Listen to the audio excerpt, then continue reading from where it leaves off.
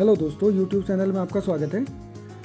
आज हम डिस्कस करेंगे कि कौन कौन से इंस्ट्रूमेंट जो हैं वो ड्राइंग में यूज़ किए जाते हैं।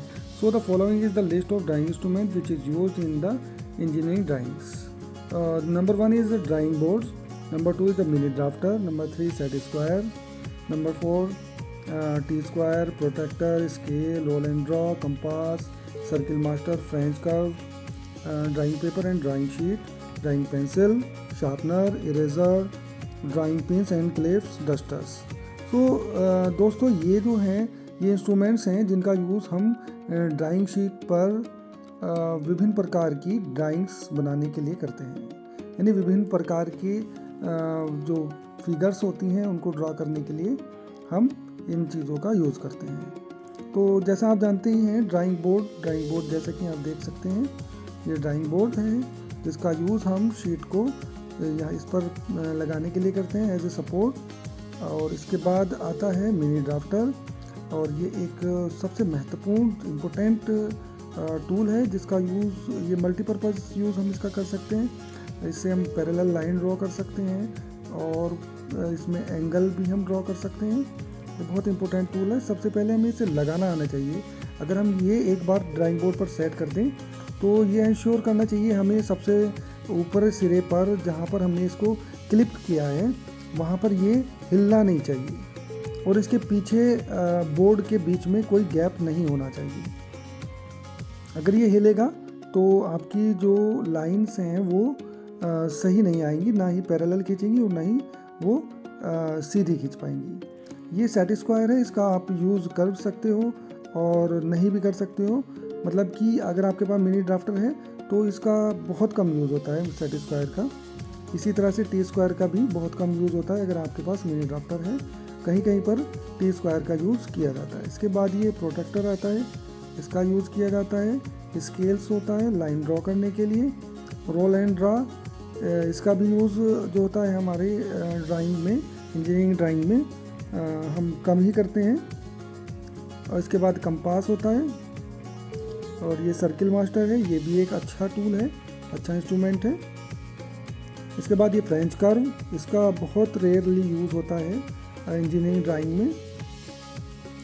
ये ड्राइंग पेंसिल, यानी इसमें आप और भी पेंसिल्स हैं, HB की पेंसिल्स हैं, 6H, 8H, इस तरह से आप जो है पेंसिल्स का यूज़ कर सकते हैं, 2H, 1H।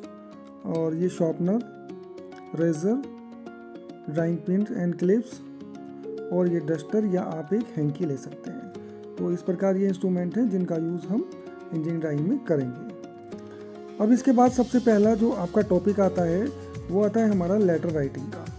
तो जो हम इंजीनियरिंग ड्राइंग में लेटर लिखते हैं वो होती है हमारी गोथ्रिक लेटरिंग। तो यानी गोथ्रिक टाइप की लेटरिंग हम यहाँ पर लिखते हैं। तो इनका जो यूज़ होता है वो हम मेन टाइटल लिखने में, ड्राइंग नंबर या लेटर का कटिंग प्लान लिखने में, सब हेडिंग लिखने में हम इनका यूज़ करते हैं। डायमेंशन आप मार्क करते हैं, टॉलरेंस देते हैं और मटेरियल की लिस्ट बनाते हैं। तो हम ये कोशिश करते हैं कि जो हम लिख रहे हैं वो एक स्केल में होना चाहिए और अच्छा लगना चाहिए। तो यहाँ पर हम ये सीखेंगे कि लेटर को कैसे लिखा जाता है। तो लेटरिंग जो होती है, हमारा जो लेटर लिखे जाते हैं, इसमें हम ABCD Z तक होती है हमारी, और 1 2 3 यानी नंबर्स लिखते हैं और अल्फ़ाबेट लिखते हैं लेटरिंग के अंतर्गत। तो इसमें दो तरह के लेटर लिखते हैं हम, एक तो सिंगल स्ट्रोक वर्टिकल और सिंगल स्ट्रोक इंक्लाइंड या इटैलिक। यानी कि एक तो सीधे, सिंगल स्ट्रोक का मतलब है कि पेंसिल के एक स्ट्रोक में, यानी उसको दोबारा से रिवाइज नहीं करना है। दूसरा हमारा ये है सिंगल स्ट्रोक इंक्लाइंड, यानी कि हमें जो है वो इंक्लाइंड यानी तिरछा लिखना है, तिरछे अक्षरों में। ये जो वर्टिकल होती है 90 डिग्री पर, यानी बिल्कुल सीधे लिखे जाते हैं, और जो इंक्लाइंड लिखे जाते हैं ये 75 डिग्री पर लिखे जाते हैं। इसके बाद ये दो तरह से लिखे जाते हैं, लिखने के लिए आता है क्वेश्चन एग्जाम में कि आप इसको दो तरह से लिखेंगे। एक तो इसमें लिखते हैं हम फ्री हैंड और दूसरा लिखते हैं इंस्ट्रूमेंटल। तो जो फ्री हैंड लिखते हैं उसमें हम किसी प्रकार के इंस्ट्रूमेंट का यूज़ नहीं करते हैं, यानी जो मैंने आपको ऊपर इंस्ट्रूमेंट बताए हैं जैसे स्केल वगैरह, उनका यूज़ नहीं करते हैं। हम इसमें सर्किल मास्टर का यूज़ नहीं करते, यानी फ्री हैंड, यानी केवल आपको पेंसिल से और हैंड का यूज़ करके आपको लिखना होता है। दूसरा होता है हमारा इंस्ट्रूमेंटल। इंस्ट्रूमेंटल में हमें स्केल और सर्किल मास्टर, यानी जो हमारे इंस्ट्रूमेंट है उनका यूज़ करके हमें लेटरिंग लिखनी होती है, लेटरिंग करनी होती है। तो जो लेटर लिखते हैं, अब ये जो फ्री हैंड होते हैं, ज़्यादातर जो फ्री हैंड की ऊंचाई होती है 10, 12, 14 या 16 mm होती है, लेकिन जहाँ पर इंस्ट्रूमेंटल लिखने के लिए आता है तो उनकी ऊंचाई ज़्यादा होती है, 20, 22 और 25 mm तक होती है। अब इसके बाद ये आता है कि हम लिखते कैसे हैं। तो सबसे पहले ये जो अक्षर होते हैं इनकी कुछ ऊंचाई होती है और कुछ चौड़ाई होती है। तो इनकी जो ऊंचाई और चौड़ाई होती है उसका अनुपात होता है 5:4 का या 7:4, यानी 5:4 का मतलब है कि ऊंचाई 5 और चौड़ाई 4। जैसे कि मैंने यहाँ पर लिखा है ए, आप देख सकते हैं कि ए में यहाँ पर ऊंचाई ए की ये ऊंचाई है और ये चौड़ाई है। अगर हम यदि ऊंचाई 20 mm लें तो चौड़ाई कैसे निकालेंगे? तो इसके लिए क्या करना होता है कि 5/4 को रिवर्स करके 20 से मल्टीप्लाई कर देते हैं। जैसे मैंने लिखा ऊंचाई 20 mm हो तो हम चौड़ाई कैसे निकालेंगे? तो जो हमने 5/4 का अनुपात लिया था उसको उल्टा करके हम लिख देते हैं 20 × 4/5। 5 से 20 को काट देते हैं तो ये आ जाता है हमारा 16 mm, यानी जो हमारा अक्षर रहेगा उसकी चौड़ाई होगी 16 mm। और यदि ऊंचाई 10 mm हो तो हमें फिर इसी तरह से 10 लिखेंगे और अनुपात को उल्टा करके, यानी 5/4 में अनुपात में होना चाहिए, 5 ऊंचाई होनी चाहिए और 4 चौड़ाई, तो उसे उल्टा करके लिख देते हैं 4/5। 5 दूनी 10, 2 चौक 8, यानी 8 mm चौड़ाई होगी। अब इसके बाद मैं आपको ए से जेड तक अल्फ़ाबेट लिखना बताऊंगा कि किस तरह से हमें अल्फ़ाबेट लिखनी है। आपको एग्जाम में क्वेश्चन मिलेगा, एकल प्रयास द्वारा 20 mm ऊंचाई में सीधे या ऊर्ध्वाधर बड़े अक्षरों में एक सेंटेंस लिखना है। इसके लिए सबसे पहले आपको एक लाइन ड्रॉ करनी है। ये लाइन लाइट ड्रॉ करनी है, बिल्कुल हल्की सी, जैसे कि मैंने ऊपर की है। और एक दूसरी लाइन जो कि 20 mm डिस्टेंस पर करनी है आपको, यानी हमें ऊंचाई कितनी लेनी है? 20 mm। तो हमें 20 mm ऊंचाई लेनी है। इसके लिए हमने 20 mm ऊंचाई पर, यानी 20 mm की दूरी पर 2 लाइन ड्रॉ कर ली हैं। ये पैरेलल लाइन है, यानी कि इनकी जो डिस्टेंस है वो दोनों साइड में 20 mm होनी चाहिए। अगर आपका मिनी ड्राफ्टर नहीं हिल रहा है तो ये जो लाइन है ये बिल्कुल पैरेलल ही खींचेंगी।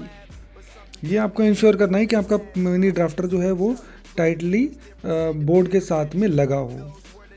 तो ये चेक कर लेते हैं कि लाइन पैरेलल है कि नहीं। इसके लिए मिनी ड्राफ्टर के स्केल को ऊपर लाइन से टच किया और फिर उसे नीचे लाकर हमने टच किया है। तो देखते हैं लाइन जो है वो दोनों पैरेलल हैं कि नहीं। इसके बाद में 20-20 mm की डिस्टेंस पर हमने पॉइंट मार्क कर लेते हैं। ये क्योंकि हमने जो ऊंचाई ली है वो 20 mm ली है, तो यानी 20 mm की दूरी पर हमने, ये 20 mm दूरी पर हमने पॉइंट मार्क कर ले हैं।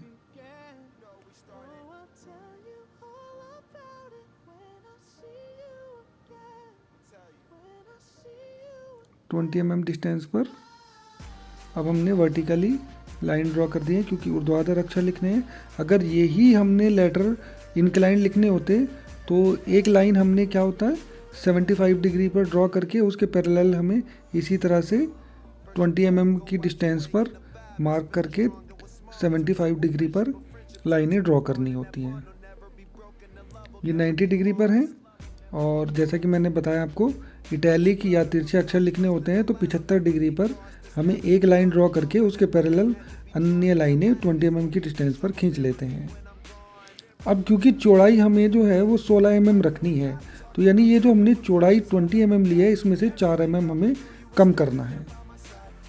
जैसे कि हम जानते हैं कि 20 mm का हमने 4/5 किया था तो 16 mm चौड़ाई आई थी, यानी 4 mm का भी हमने यहाँ पर कम करना है। तो ये 4 mm का जो है स्पेस आ जाएगा सभी अक्षरों के बीच में। तो हम 4 mm की डिस्टेंस पर एक पॉइंट मार्क कर लेते हैं। ये मैंने 4 mm की दूरी पर एक पॉइंट मार्क कर लिया है। अब 4 mm के मार्क करने के बाद में हम फिर 4 mm जहाँ पर हमने 4 mm का निशान लगाया था वहाँ से फिर हम 20 mm की डिस्टेंस पर और पॉइंट मार्क कर लेते हैं। इस प्रकार सभी 20 mm की जो लाइन है उनके बीच में एक पॉइंट हमें मिल जाएगा जो कि 4 mm के गैप पर होगा। यानी एक पॉइंट सबसे पहले हमने मार्क कर लिया 4 mm की डिस्टेंस पर, और उसके बाद हमने सब पॉइंट जो है वो 20 mm की डिस्टेंस पर लगाए हैं। ये सबसे पहला पॉइंट हमने जो लगाया था, ये हमने लाइन ड्रॉ की 4 mm पर, फिर ये 4 mm से 20 mm की डिस्टेंस पर सारे पॉइंट हमने मार्क कर लिए। इससे आसान ये हो जाता है कि हमें बार बार जो है 4-4 mm नहीं काटना पड़ता, और एक बार में ही हमारा 20 mm काटना जो होता है वो आसान हो जाता है। क्योंकि यहाँ पर जो डिस्टेंस है वो 4 mm है, अगर हमें फ्री हैंड लिखना होगा तो फ्री हैंड में हमें मेज़रमेंट लेने की ज़रूरत नहीं है, हमें केवल अप्रोक्सीमेटली ये देख लेना है कि ये 2 mm है कि नहीं है। ज़रूरी नहीं है कि आप बिल्कुल एग्जैक्ट कि आपको 1 mm ही डिस्टेंस होनी, 2 mm का गैप होगा तो 2 mm में थोड़ा बहुत कम अंतर चल सकता है। तो आपको ये जो 4 mm यहाँ पर लिया है हमने, यानी कि 4 mm बहुत ज़्यादा डिस्टेंस होती है। और अगर आपको फ्री हैंड लिखना है तो आप जो है वहाँ पर उसमें स्पेस देने के लिए आपने अप्रोक्सीमेट ले सकते हैं। ये मैंने एक मिडिल पॉइंट ले लिया है, यानी 20 mm का 10 mm ऊपर और 10 mm नीचे, इस तरह से लाइट लाइन ड्रॉ कर ली। अब इसके बाद हम सबसे पहला जो लेटर लिखते हैं ए से स्टार्टिंग करते हैं। तो अभी हम लाइट लिखेंगे, डार्क नहीं लिखेंगे।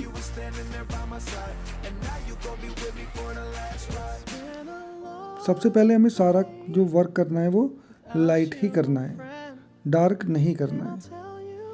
अब हम यहाँ पर सर्किल मास्टर का यूज़ करते हुए कर्व लगाएंगे, क्योंकि बी में कर्व होता है, तो जहाँ जहाँ भी कर्व होगा वहाँ पर हम सर्किल मास्टर का यूज़ करेंगे। यहाँ पर जो भी अप्रोप्रिएट सर्किल होगा उसको चूज़ करके हम यहाँ पर ये देख लेते हैं हम कि दोनों लाइनों को टच करने वाला सर्किल कौन सा है। इस तरह से बी के जो चश्मे होते हैं, यानी ऊपर से जो राउंड होता है, वो हम सर्किल मास्टर से यहाँ पर सर्किल मास्टर से मार्क कर लेते हैं जो कर्व लगाना है। ये भी सब हमें लाइट करना है, अभी डार्क नहीं करना है, जब तक कि हम ये इंश्योर ना हो जाए कि हमारा जो भी वर्क है ये बिल्कुल कंप्लीट हो चुका है और हम इससे सेटिस्फाई ना हो जाए कि अच्छा है, तब तक हमने सारा वर्क लाइट करना है। क्योंकि लाइट वर्क होगा तो उसे रेज करना आसान होगा। अब हम यहाँ पर अप्रोप्रिएट सर्किल को चूज़ करके यहाँ पर जहाँ जहाँ भी कर्व होता है, जहाँ जहाँ भी राउंड शेप होती है, वहाँ पर ये हम कर्व लगा लेते हैं। जैसे सी में होता है, डी में होता है, ई में नहीं होता, एफ में नहीं होता, जी में होता है कर्व, एच में नहीं होता, आई में नहीं होता, जे में नीचे कर्व होते हैं। तो जहाँ जहाँ भी कर्व होते हैं वहाँ पे हम सर्किल मास्टर का यूज़ करके कर्व। अल्फ़ाबेट Z तक लिखनी है, तो इसलिए हमने अब ऊपर से जो लाइन आ रही थी उनको एक्सटेंड करके नीचे तक कर दिया है, और जैसे कि ऊपर थी उसी तरह से नीचे स्पेस आ गया है। और इस प्रकार जिन जिन लेटर की शेप में राउंड होती है उसमें सर्किल मास्टर का यूज़ करके हमने उसकी शेप्स को राउंड कर दिया है। जैसे कि आप देख सकते हो OPS की मैंने यहाँ पर जो शेप्स हैं उनको राउंड कर दिया है, और ये सारा वर्क जो किया है मैंने लाइट किया है। और जब लाइट हमारा सक्सेसफुली हो जाता है तो अब हम इनको डार्क करेंगे। तो सबसे पहले मैं इनको हल्का सा रबड़ से साफ करके इसके बाद ए बना देते हैं। देखिए मैंने डार्क। इसी तरह से बी को राउंड कर देते हैं हम, और जो हमने शेप में जो सर्किल पहले लिया था उसी सर्किल को चूज़ करके हमने डार्क कर देना है सर्किल मास्टर का यूज़ करके।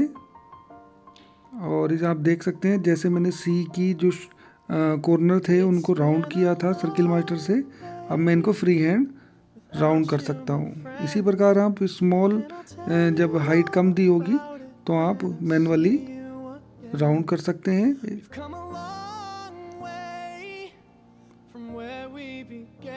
FEHI ये बनाना बहुत आसान होता है। तो जहाँ पर भी कॉर्नर जो होंगे उन्हें राउंड करना होगा, वहाँ पर हम सर्किल मास्टर का यूज़ करके पहले लाइटली उनको राउंड कर देते हैं, कर्व बना देते हैं, और जब फाइनली ये हमें इंश्योर हो जाते हैं कि ये सारे करेक्ट हैं तो उसके बाद में उनको डार्क कर देते हैं।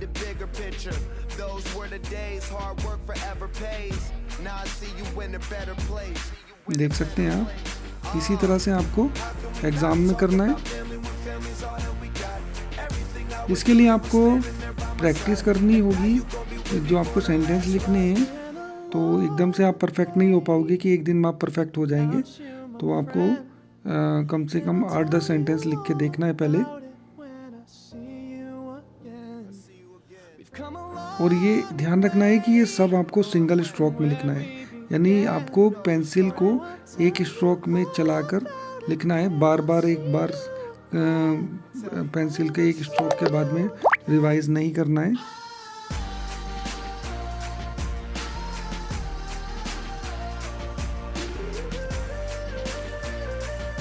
इसलिए सबसे पहले आपको सारा वर्क जो है वो लाइट करना है।